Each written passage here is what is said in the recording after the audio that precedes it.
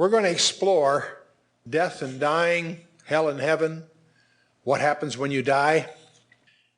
And I have to tell you candidly, of all the messages that we've prepared over the last several decades, this is really the toughest for many reasons.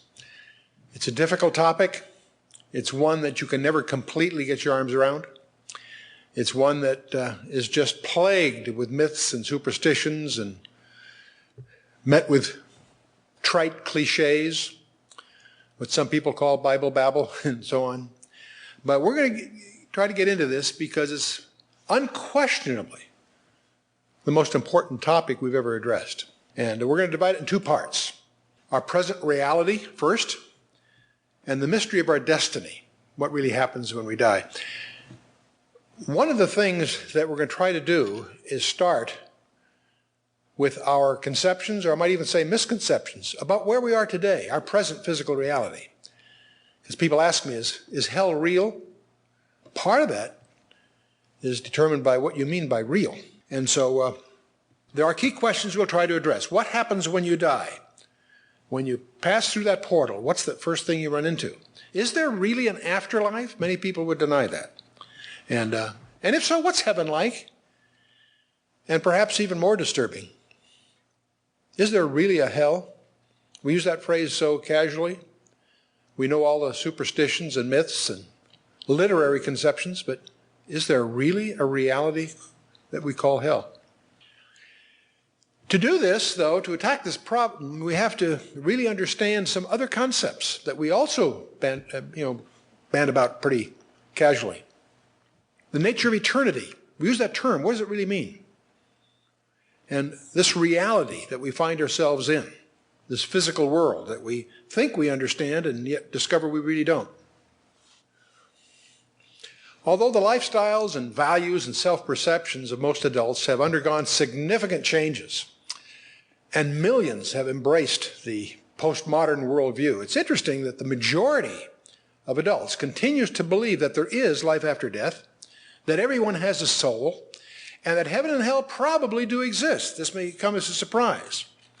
That yet, despite these traditional views that are surprisingly widely held, over 50 million Americans are uncertain about their personal fate.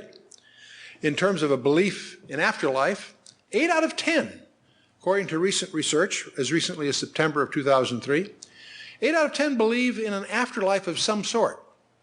And a large majority agree that every person has a soul that will live forever, either in God's presence or absence. And an afterlife of some sort. About 9% suggest that an afterlife may exist, but they're not certain. And 1 out of every 10 adults contend that there's no form of life after one dies on earth. So that's the breakdown. Rather surprising in some respects.